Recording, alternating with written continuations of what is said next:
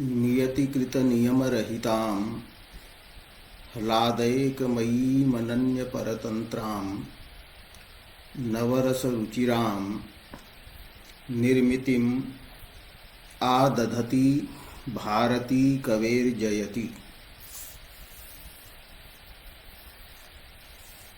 अतीते शनिवासरे धर्मस्य लोपे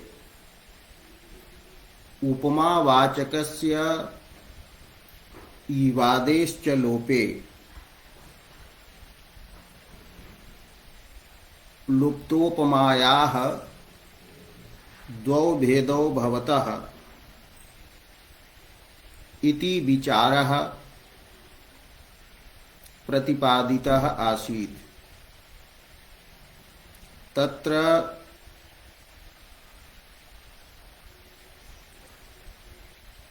एतद्विलोपे क्विप समासगा क्विप प्रत्ययगता समासगता च उपमा भवति यत्र साधारण धर्मवाचकस्य उपमावाचकस्य च लोपः भवति, प्रयोगः न भवति। तत्र क्विप प्रत्ययगतायाः उपमायाः उदाहरणं सविता विधवति, विधुरपि सवितरति तथा दिनन्ति यामिन्यः यामिनयन्ति दिनानि च सुख दुख वशीकृते मनसि। तत्र प्रतिपादितम् आसीत् यत् सुखेन वशीकृतं यदा मनः भवति, सुखितं मनः भवति, तदा सविता अपि विधवति, सूर्यः अपि विधुः इव आचरति, चंद्रः इव आह्लादयति। अत्र विधु शब्दात् क्विप प्रत्ययः आचारे विहितः अस्ति। आचारः यत्र साधारण धर्मः, विधौ आचारः यत्र आह्लादकत्वं वर्तते, विधुः यथा आह्लादयति तथा सविता अपि आह्लादयति। संतापकः सूर्यः अपि आनंदं प्रयच्छति, न संतापयति। अत्र सविता वर्तते उपमेयः, विधुः उपमानम्,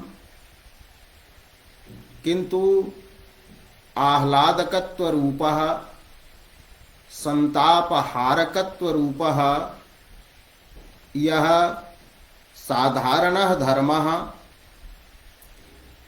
सोत्र नोक्तः तद्वाचकः यः क्विप प्रत्ययः स लुप्तः वर्तते। एवं दुःखितं यदा मनः भवति तदा विधुः अपि सवितरति, चंद्रः यः आह्लादकः भवति सोपि सविता इव आचरति, संतापयति। अत्र विधुः उपमेयः, सविता उपमानम्, उपमानभूतात् सवित्रीपदात् सवित्री प्रातिपदिकात् अत्र क्विप प्रत्ययः वर्तते।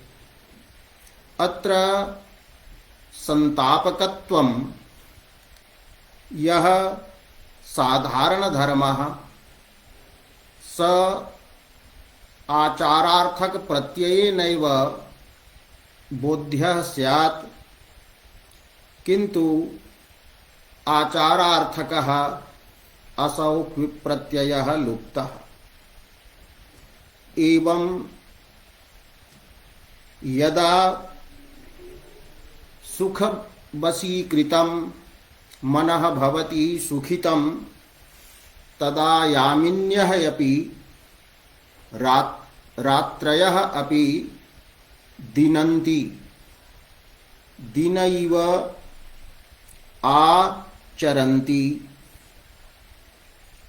यथा दिने प्रकाशः भवति तथैव रात्रौ अपि प्रकाशः। सर्वः उपायः दृश्यते। अत्र यामिन्यः उपमेयभूताः, दिनानि उपमानभूतानि, क्विप् प्रत्ययः आचारार्थकः असौ लुप्तः। यदा तु दुःखितानि मनांसि भवन्ति, दुःखितं मनः भवति, तदा दिनानि प्रकाशमयानि दिनानि अपि यामिनयन्ति, दृष्टिं विलोपयन्ति। अत्र दिनानि उपमेयभूतानि, यामिन्यः उपमानभूताः सन्ति, क्विप् प्रत्ययः आचारार्थकः असौ लुप्तः। एवं क्विप् प्रत्ययगता अत्र उपमावाचक साधारण धर्मवाचक लुप्ता वर्तते इति गते शनिवासरे चर्चितम् आसीत्। तो क्विप् गतायाः एतत् उदाहरणं वर्तते। समासगतापि एषा भवति। तत्र श्लोकः वर्तते, परिपन्थी वनो राज्य शतैरपि दुराक्रमः संपराय प्रवृत्तोऽसौ राजते राजकुंजरः। राजकुंजरः राजते। अत्र राजन् शब्दः, कुंजर शब्दश्च।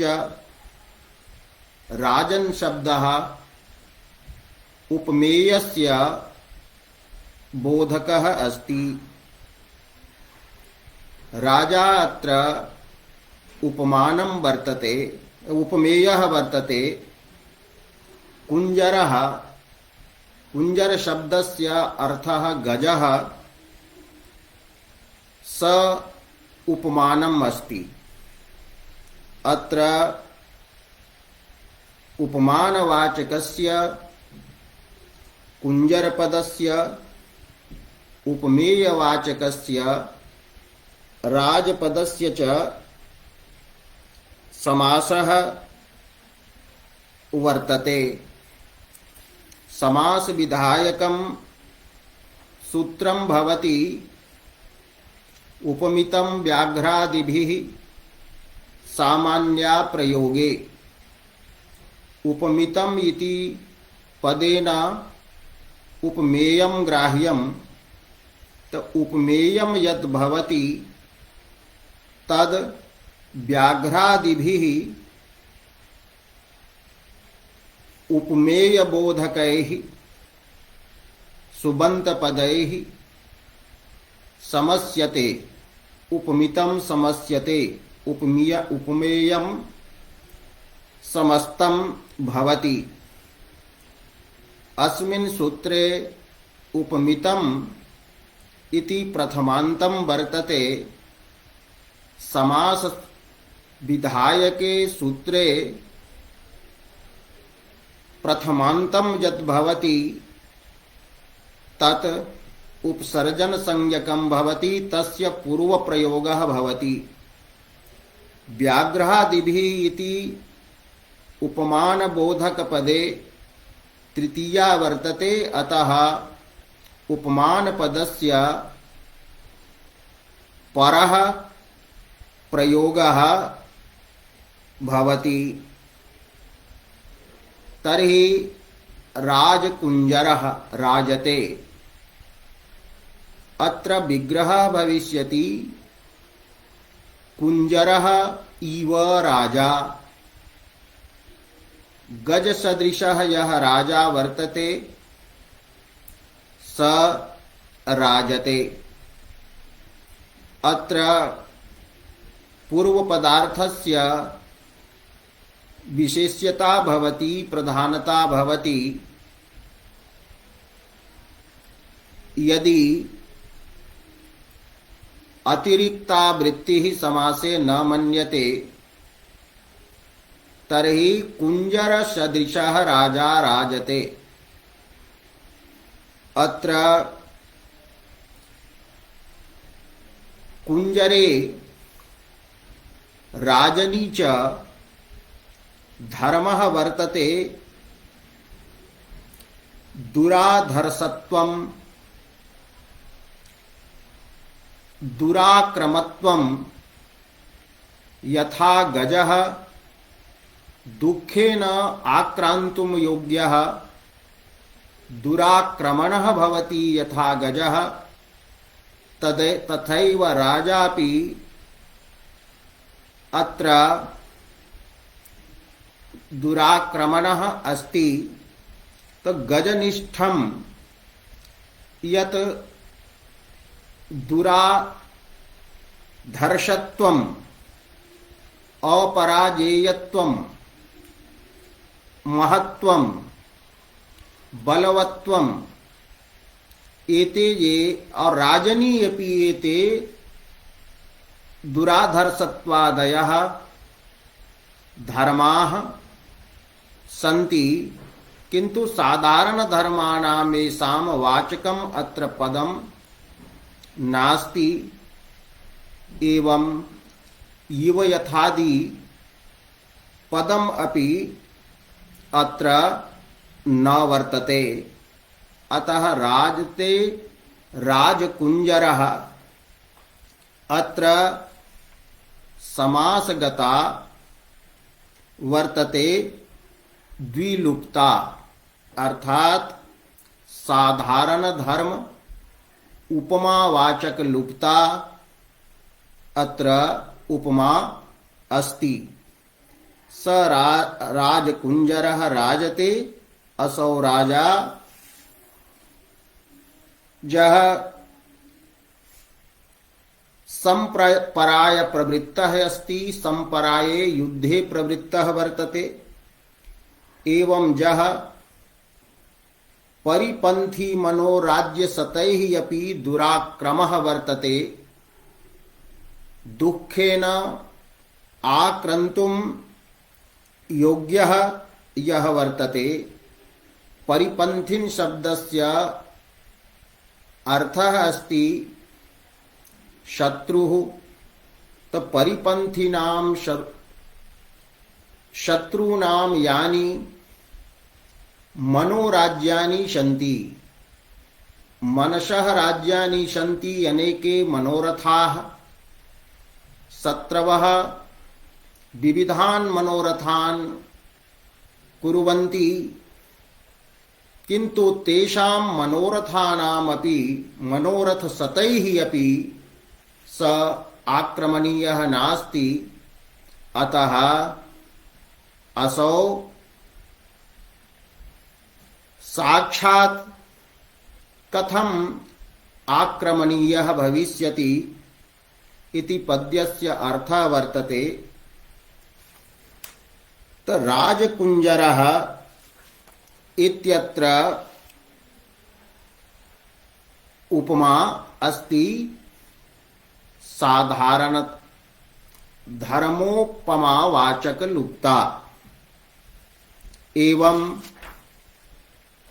साधारण धर्मस्य वाचकस्य च लोपे भेदद्वयं भवति। अग्रे वदति यत्र साधारण धर्मस्य उपमानस्य च लोपः भवति तत्र उपमा द्विधा भवति, वृत्तिगता वाक्यगता च। यद्यपि व्याकरणे वृत्तिशब्देन समास भिन्नाः अपि वृत्तयः गृह्यन्ते। कृत तद्धित सनाद्यंत समास एक शेष रूपाः वृत्तयः गृह्यन्ते, किंतु अन्यासु वृत्तिषु अस्याः उपमायाः असंभवेन अत्र वृत्तिशब्देन समासः एव ग्राह्यः भवति। तो समासगता वाक्यगता च भवति धर्मोपमान लुप्ता। यस्य उपमानस्य लोपः भवति, उपमानस्य विशेष उपमान विशेषस्य यत्र प्रयोगः न भवति, साधारण धर्मस्य च लोपः भवति। अत्र एकं प्राकृतं पद्यम् उदाह्रियते। टुनटुनन्तो मरिहसि कंटकलि आईं के आई वनाई मालयी कुसुम सरिच्छं भमर भमंतो न पाविहसि। अत्र संस्कृतच्छाया वर्तते। टुनटुनाय मानो मरीष्यसि कंटककलितानि केतकी वनानि मालती कुसुम सदृशं भ्रमर भ्रमन् न प्राप्स्यसि। अत्र काचन नायिका भ्रमरं प्रति कथयति। तस्याः नायिकायाः समीपे तस्य नायकः पतिः अपि वर्तते, किंतु असौ पतिः चंचल स्वभावः अस्ति। स स्वकीयायां नायिकायां रतिं विहाय परकीयायाम् अनुरक्तः वर्तते। अतः नायिका स्वनायक समक्षं भ्रमरम उद्दिश्य कथयति कि अरे भ्रमर, टुनटुनायमानः टुनटुन इति भ्रमर शब्दस्य अनुकरणं वर्तते। तो टुनटुन इति शब्दं कुर्वन् त्वं मरिष्यसि केतकी वनानि प्रति किं गच्छति। भवान् केतकी वनेषु कंटकानि भवन्ति। तो कंटकैः कलितानि युक्तानि यानि केतकी वनानि तत्र किमर्थं त्वं गच्छसि।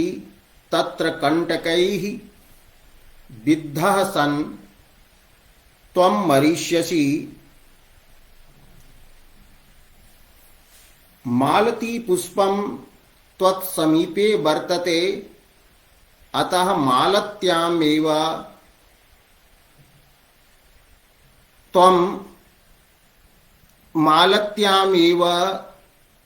त्वं रमस्व। अतः अत्र मालत्यां त्वं रमस्व इति कथयति कि मालती कुसुमं यत् वर्तते तत् सदृक्षम् अन्यत् किमपि भ्रमन् पुष्पं त्वं न प्राप्स्यसि। अत्र टुनटुनायमानः इत्यस्य स्थाने क्वचन वर्तते पाठः, क्वचन पाठः अस्ति। अत्र ढुण्ढुलायमानः,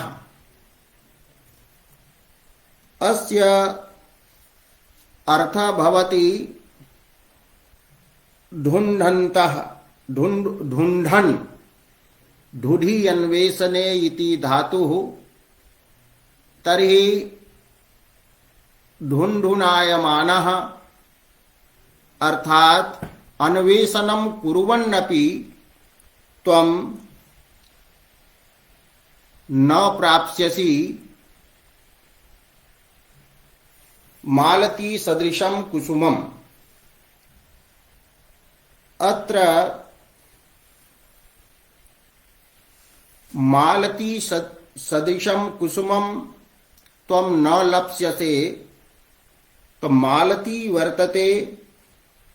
अत्र मालत्याः उपमानं त्वं न लप्स्यसे इति अर्थः अस्ति।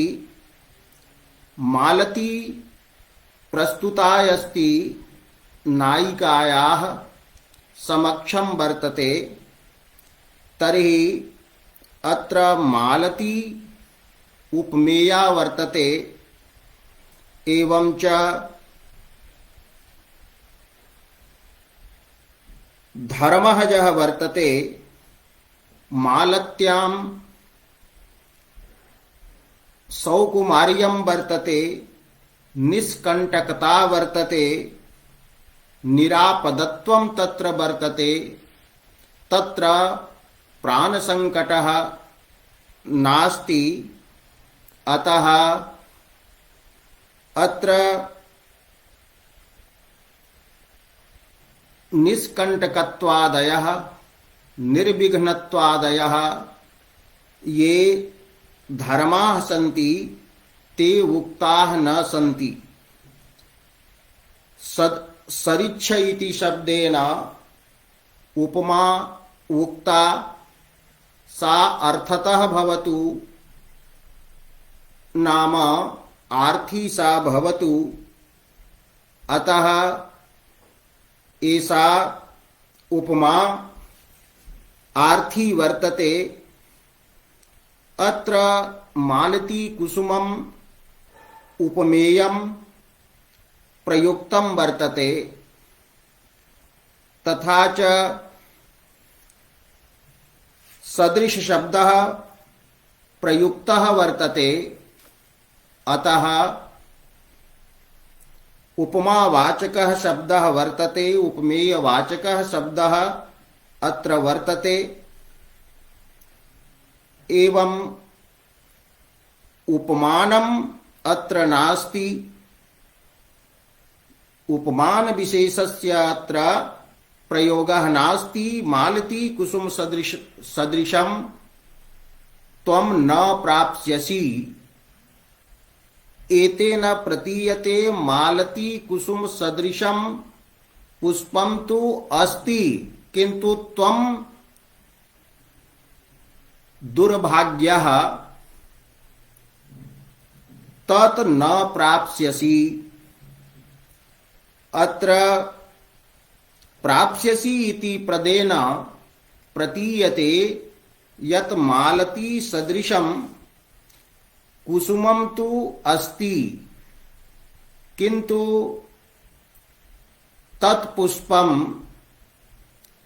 तत्पुष्पं यत् वर्तते त्वं न प्राप्स्यसि। किन्तु तत्पुष्पं किं वर्तते इति विशिष्य रूपेण अत्र न प्रतिपादितम् अस्ति, अतः उपमानस्य लोपः वर्तते। एवं च धर्मस्य लोपः अत्र अस्ति। तर्हि धर्मोपमान लुप्ता एषा उपमायस्ति और मालयी कुसुम सरीक्षम अत्र समासः अस्ति। अतः अत्र वृत्तौ वृत्तिगता अर्थात समासगता धर्मोपमान लुप्ता वर्तते। एवमिह समासगता धर्मोपमान लुप्ता अस्ति। यदि अत्रैव कुसुमेण समम् इति पृथक् पाठः कल्प्यते तदा वाक्यगता धर्मोपमान लुप्ता भवति। एवं एकस्मिन्नेव उदाहरणे पाठभेदं प्रकल्प्य वृत्तिगतायाः समासगतायाः धर्मोपमान लुप्तायाः वाक्यगतायाश्च धर्मोपमान लुप्तायाः उदाहरणं प्रदर्शितम्। अग्रे कथयति उपमावाचकस्य उपमेयस्य च यत्र लोपः भवति सा वाचकोपमेय लुप्ता या उपमेयवाचक लुप्ता उपमा तत्र भवति। अतः तस्य उदाहरणं दीयते। एतत् उदाहरणं कुत्र भवति? क्यचि भवति। क्यच प्रत्यये क्यचि क्यच प्रत्यये वाद्युपमेयासे वादेः अर्थात उपमावाचकस्य वा इवादेः शब्दस्य उपमेयस्य च आसे च सति त्यागे अर्थात अप्रयोगे सति वाचकोपमेय लुप्ता भवति। आसे निरासे अप्रयोगे सति। तत्र उदाहरणं दीयते। आराति विक्रमालोक विकस्वर विलोचनः कृपाणो दग्र दोर्दण्डः सहस्रायुधीयति। सः कश्चन राजा वर्णनीयः यः वर्तते प्रस्तुतः स आत्मानं सहस्रायुधम् इव आचरति। सहस्रम् आयुधानि यस्य स सहस्रायुधः। अत्र सहस्रबाहु शब्देन कार्तवीर्यार्जुनः विवक्षितः भवति। असौ एव सहस्रबाहुः कथितः। अतः बाहुसहस्रे सहस्रायुधत्वं सहस्राणां बाहूनां सहस्रस्य वा बाहूनां धारणं संभवति। तस्सह राजा आत्मानं सहस्रायुधम् इव आचरति। अत्र क्यच प्रत्ययः यः वर्तते स उपमानादाचारे इति सूत्रेण आचारार्थे वर्तते। अत्र सहस्रायुध पद सन्निधानेन आचारः अत्र पराक्रम प्रदर्शनादि वर्तते। अतः क्यच प्रत्ययेन आचारः उक्तः अस्ति। अतः साधारण धर्मः यत्र वर्तते, तो साधारण धर्मवाचकः क्यच प्रत्ययः अस्ति। सहस्रायुध इति शब्दः अत्र उपमानवाचकः वर्तते। कार्तवीर्यः उपमानं क्यच प्रत्ययेन आचाररूपः व्यवहाररूपः धर्मः उक्तः। अतः उपमानस्य धर्मस्य च अत्र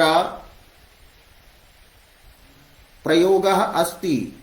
धर्मवाचकस्य प्रयोगः वर्तते, किन्तु उपमेयवाचकस्य शब्दस्य प्रयोगः अत्र नास्ति। अत्र कश्चित् प्रश्नं कर्तुं शक्नोति, प्रष्टुं शक्नोति यत् सः इति राजा एव अत्र उपमेयः वर्तते, तर्हि उपमेयस्य तु अत्र प्रयोगः वर्तते। अतः उपमेयस्य लोपः अत्र कथं वक्तुं शक्यते? तर्हि प्रश्नस्य उत्तरं वर्तते, अत्र उपमेयः यः भवति स आत्मन्पदेन वाच्यः भवति, द्वितीयान्तपदेन वाच्यः यत्र भवति।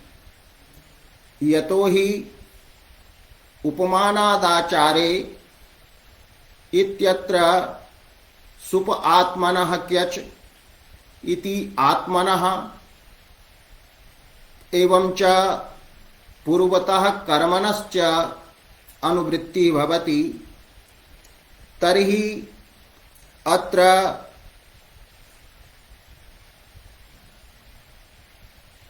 सहस्रायुधम इव, तो सहस्रायुधः इति यत् पदं वर्तते तस्य द्वितीयान्तम् एव रूपम् अत्र स्वीकरणीयम्।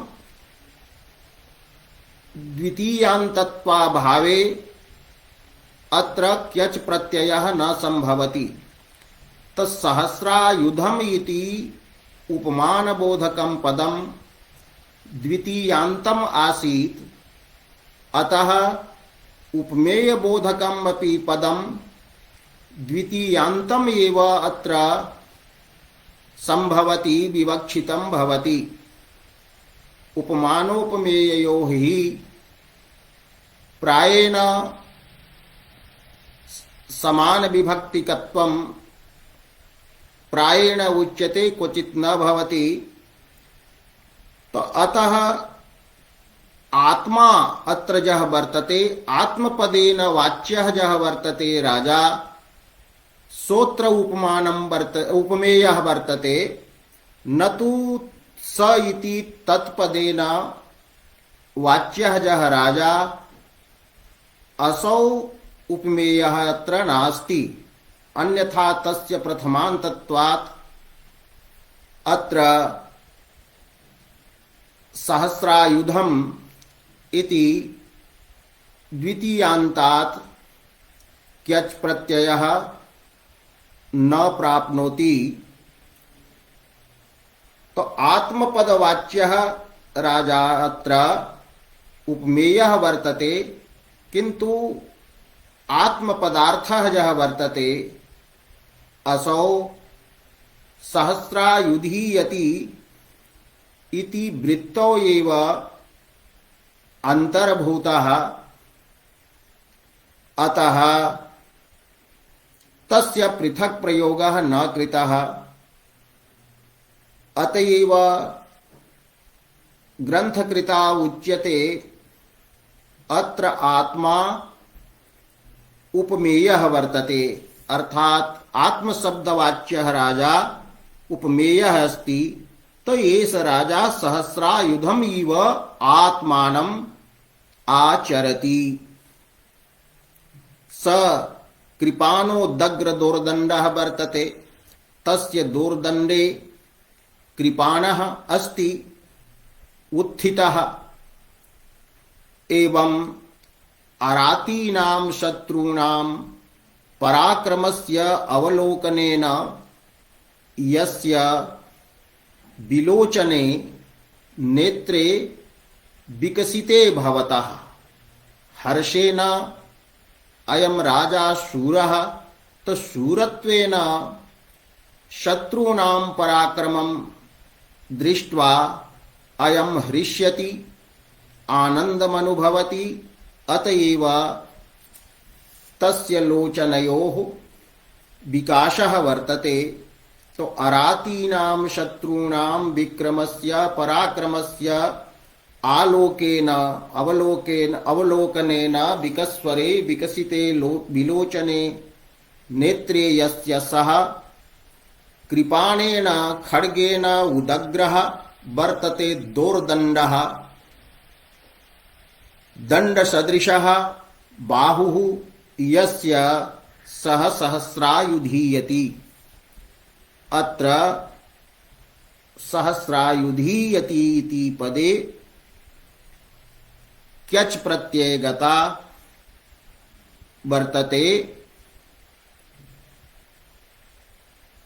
उपमेय वाचक लुप्ता, उपमेयस्य वाचकस्य च अत्र लोपः वर्तते। एवं यावत् मम्मटेन द्वयोः लोपः दर्शितः। अग्रे त्रयाणां लोपं प्रदर्शयति, यत्र लुप्तोपमा भवति। त्रिलोपे च समासगा। त्रयाणां लोपे समासगता एव त्रिलुप्ता उपमा भवति। तर्हि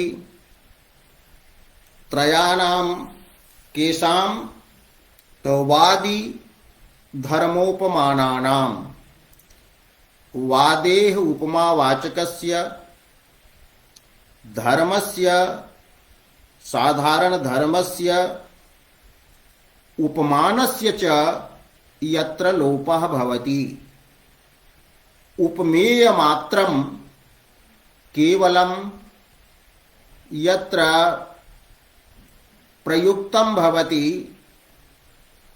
तत् उपमेयलुप्तं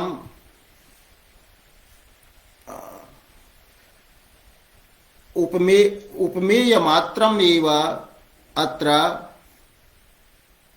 प्रयुक्तं भवति। उदाहरणं दीयते तरुणीमणिकृतावलोकना ललित विलास वितीर्ण विग्रहा स्मरशर विसराचितांतरा मृगनयना हरते मुनेर्मनः।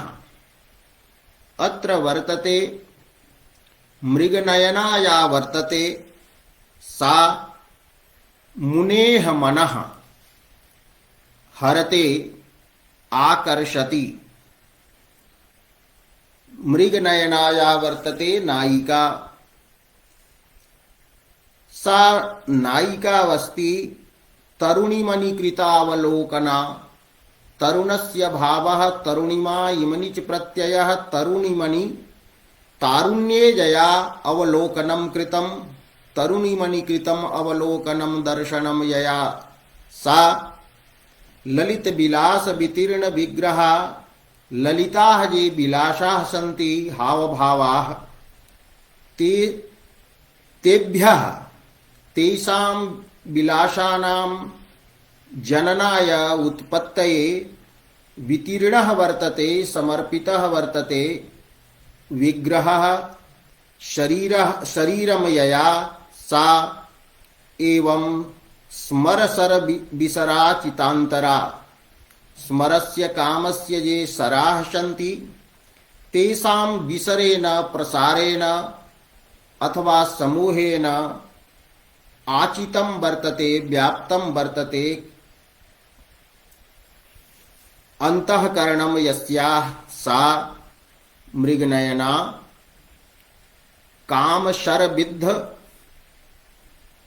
कामशरविद्धान्तःकरणा सा मृगनयना मुनेः मनः हरते। अत्र मृगनयना अस्य विग्रहः भवति मृगस्य नयने इव, नयने यस्याः सा। अत्र मृगस्य नयने मृगनयने इति पूर्वं षष्ठी तत्पुरुषः समासः भवति। पुनः मृगनयने इति यत् पदं वर्तते तस्य उपमेयवाचकेन नयने इति पदेन समासः भवति। तर्हि मृगस्य नयने मृगनयने, तो मृगनयने इव नयने नेत्रे यस्याः सा मृगनयना। अत्र पूर्वं यत् नयन पदं वर्तते मृगस्य हरिणस्य नेत्रं यत्र वर्तते उपमानं, नायिकायाः नयनं वर्तते उपमेयं। तर्हि अत्र पूर्ववर्ती यत् वर्तते उपमानवाचकं नयनपदं तस्य लोपः यत्र अस्ति। सप्तम्युपमानपूर्वपदस्य बहुव्रीहिः उत्तरपदलोपश्च इति सूत्रेण उपमानभूतस्य नयनपदस्य लोपः अस्ति। एवं अत्र विग्रहः कर्तुं न शक्यते कि मृगः इव नयनं यस्याः, यतो हि कस्याश्चिदपि नायिकायाः नयनं मृग इव न भवति, अपितु मृगस्य नयने इव भवति। अतः अत्र नयनपदस्य लोपः वर्तते। एवं च अत्र नयनपदं केवलम् उपमेयवाचकम् एव नयनपदं प्रयुक्तम्, उपमानं लुप्तं वर्तते। इवादिवाचकस्य अत्र लोपः अस्ति। एवं साधारण धर्मः ज भवति मृगस्य नयने चाञ्चल्यम् एवं नायिकायाः अपि नयने चञ्चलता वर्तते। तो चञ्चलता दयः मनोहरतादयश्च ये साधारण धर्माः सन्ति। मृगस्य नयनम् अपि मनोहरं भवति, चञ्चलं भवति, नायिकायाः अपि नयनं मनोहरं चञ्चलं च वर्तते। तो मनोहरत्वादयः साधारण धर्माः यत्र केवलं प्रतीयन्ते तद्वाचकाः अत्र शब्दाः न सन्ति। अतः अत्र त्रिलोपा लुप्तोपमा वर्तते। त्रयाणां वादी धर्मोपमानानाम् अत्र लोपः अस्ति। अतएव अग्रे उच्यते अत्र सप्तम्युपमान इत्यादिना यदा समासः क्रियते लोपश्च क्रियते तदा त्रिलोपायाः प्रकृतायाः उपमायाः उदाहरणम् इदं भवति। किंतु यदि यदा पदम यत्र प्रयुक्तम तस्य तात्पर्यं टीकाकृद्भिः लिख्यते। यदि मृगनयना इत्यत्र पूर्वपदभूतस्य मृगशब्दस्यैव नयनशब्दे लक्षणा यदि स्वीकार्या तदा नयनपदस्य पूर्वं प्रयोगाभावात् अत्र उपमानस्य लोपः न संभवति। अतएव लिखितं वर्तते कातंत्र व्याकरण रीत्या लक्षणा स्वीकारे तु न इदम् उदाहरणम्। एवं सप्तम उपमान इत्यादि वार्तिकेन यदा समासः उपमान बोधक पदस्य लोपश्च तदा इदम् उदाहरणं भवति। एवं त्रिलुप्ता अत्र वर्तते उपमा। उपमेयस्य अत्र प्रयोगः अस्ति। अत्र पुनः काव्यप्रकाशकृता एकः विचारः क्रियते यत् यथा अत्र उपमानलुप्ता भवति तथैव उपमेयलुप्ता क्यच प्रत्ययाति रिक्तस्थले संभवति न वा। अतः पूर्वपक्षः वर्तते यत् संभवति। तत्र एकम् उदाहरणं प्रदर्श्यते। आयः शूलिकः। अयः शूलम्। अयः शूलम् इति पदस्य अर्थः वर्तते अयसः लौहस्य शूलं यत् भवति तीक्ष्णाग्रः कीलः स्थूलः च भवति तो अयः शूलं वर्तते। तो यदि उच्यते अयः शूलं कश्चित् पुरुषः यः भवति स क्रूरम् आचारं प्रदर्शयति। क्रूरः आचारः निर्दयः आचारः। यद् वस्तु सदयेन आचारेण लब्धुं शक्यते तद् वस्तु यदि निर्दयेन व्यवहारेण लब्धुं यदि कश्चित् इच्छति तदा स उच्यते आयः शूलिकः। सरलेन उपायेन समीचीनेन उपायेन यत् अन्वेष्टव्यं भवति प्रापणीयं भवति तद् यदि क्रूरेण उपायेन अन्येन कुटिलेन उपायेन यदि लब्धुं केनचित् इष्यते असौ भवति आयः शूलिकः। तत्र अयः शूलेन अन्विच्छति पार्श्वेन अन्विच्छति इति सूत्रस्य समीपे वर्तते अयः शूलदण्डाजिनाभ्यां ठक् ठयौ। अत्र सिद्धांत कौमुद्यां लिखितं वर्तते अयः शूलम् अत्र अस्ति तीक्ष्णः उपायः। तो यह पुरुषः तीक्ष्णेन उपायेन अयः शूलशब्दः अत्र लाक्षणिकः वर्तते।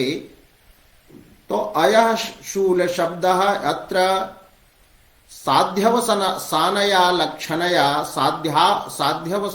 लक्षणया तीक्ष्णम् उपायं बोधयति।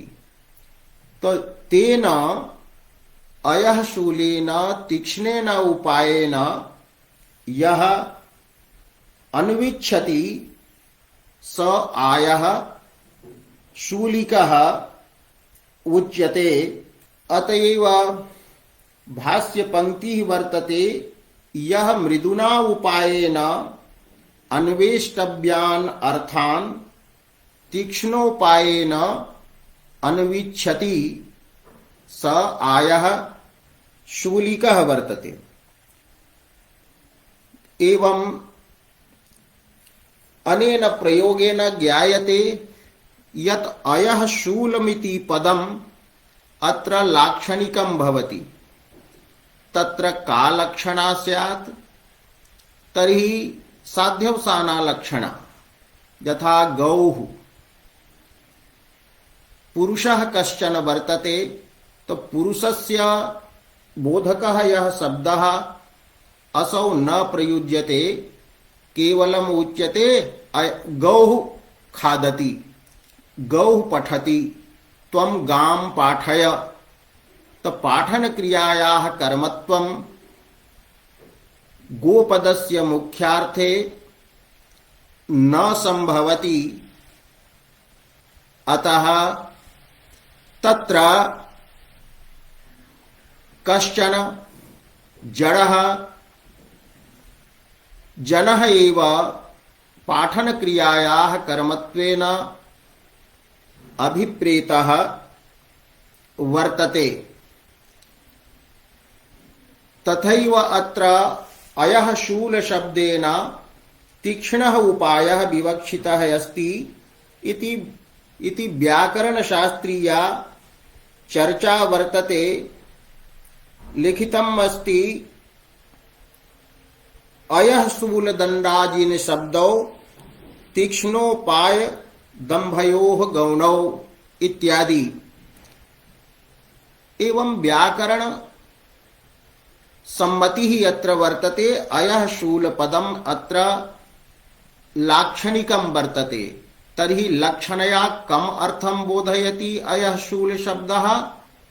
बोधयति तीक्ष्णम् उपायम् इति व्याकरणशास्त्रीयाः चर्चाः सन्ति।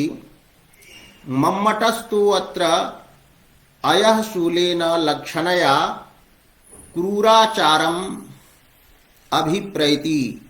क्रूरः आचारः अयः शूलशब्देन लक्षणया बोध्यते। तर्हि अयः शूलम् इति कथनेन अयः शूलरूपस्य उपमानस्यैव अत्र प्रयोगः अस्ति। उपमेयः यः वर्तते क्रूराचारः असौ लक्षणया बोध्यते। एवं उपमेये क्रूराचारे तैक्ष्ण्यादयः, तीक्ष्णतादयः, निर्दयतादयः ये धर्माः सन्ति तेपि बोध्यन्ते। एवं अयः शूलसदृशः क्रूराचारः इति बोधः भवति। तर्हि सादृश्यम् अपि अत्र प्रतीयते। तर्हि यत्र प्रश्नः भवति अयः शूलम् इति उपमानवाचकम्, यतो हि अत्र लक्षणया अयः शूलसदृशः क्रूराचारः बोध्यते। तर्हि अयः शूलम् उपमानं, क्रूराचारः उपमेयः, सादृश्यं तैक्ष्ण्यादिना अस्त्येव। तैक्ष्ण्यादयः ये समानधर्माः तेषामपि लोपः वर्तते। अतः अयः शूलम् इत्यत्र उपमेयलुप्तायाः अपि उदाहरणं संभवति तर्हि अत्रापि उपमेयलुप्ता कथं न मम्मटेन उदाहृता इति प्रश्नः जातः। तस्य प्रश्नस्य उत्तरं यत्र दीयते यत् अत्र वस्तुतः यत्र साध्यवसाना भवति तत्र आरोपः भवति। गोभिन्ने गोत्वस्य आरोपः भवति। तथैव अत्र क्रूराचारे क्रूरव्यवहारे अयः शूलत्वस्य आरोपः कृतः वर्तते। यत्र आरोपः भवति तत्र यत्र साध्यवसाना लक्षणा भवति तत्र अतिशयोक्तिः अलङ्कारः स्वीक्रियते आलङ्कारिकैः। यथा कमलम् अनम्भसि कि कमलं जलभिन्ने स्थाने वर्तते, कस्मिंश्चित् भवने उच्यते अस्य भवनस्य ऊर्ध्वे तले चन्द्रः प्रकाशते, अथवा अस्मिन् प्रकोष्ठे चन्द्रः अस्ति। तर्हि यत्र चन्द्रपदेन विषयस्य मुखस्य निगरणं वर्तते अत्र चन्द्रत्वं विषये आरोप्य वक्त्रा चन्द्रः इति उच्यते। अतः एतादृशे स्थले सादृश्यं पारयन्तिक बोधरूपेण न विवक्षितं भवति। अतः अत्र अतिशयोक्तिः एव अलङ्कारः स्वीकरणीयः। अत्र उपमेयलुप्ता अपि भवति इति न अङ्गीकर्तव्यम् इति उक्तम्। तो क्रूरस्य अयः शूलतया अध्यवसायात्, क्रूराचारः ज वर्तते तो क्रूरस्य आचारस्य अयः शूलत्वेन अत्र अध्यवसायः वर्तते, आरोपपूर्वकः निश्चयः अत्र वर्तते। तस्मात् अयः शूलेन जः यन्विच्छति क्रूराचारेण जः किमपि वस्तुं प्राप्तुम् इच्छति गवेषयति स आयः शूलिकः उच्यते। तर्हि अत्र इति अतिशयोक्तिः न तु क्रूराचारोपमेय तैक्ष्ण्य धर्मवादीनां लोपे त्रिलोपाय्यं वर्तते। अर्थात उपमेयस्यापि यत्र लोपः वर्तते अतः अत्र उपमा स्वीकरणीया इति नास्ति।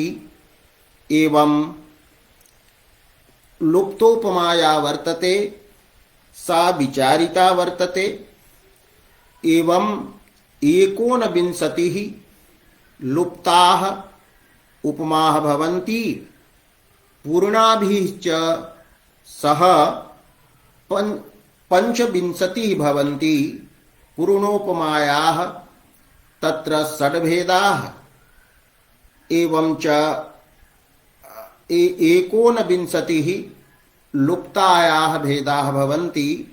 अतः पंचविंशतिः उपमाभेदाः भवन्ति इति उपमायाः उपसंहारः यत्र क्रियते पंचविंशतेः भेदेभ्यः अन्येपि भेदाः कैश्चित् रुद्रत्रादिभिः उक्ताः, यथा मालोपमा भवति एवं च रसनोपमा भवति। तत्रापि क्वचित् साधारणधर्मः भिन्नः भवति, कश्चिच्च अभिन्नः भवति। तो एतादृशाः अन्येपि भेदाः भवितुम् अर्हन्ति। तर्हि काव्यप्रकाशकृता ते उपमायाः भेदत्वेन न गणिताः पंचविंशतिः एव भेदाः काव्यप्रकाशकृता स्वीकृताः इति एतावदेव उक्त्वा अद्य विरम्यते।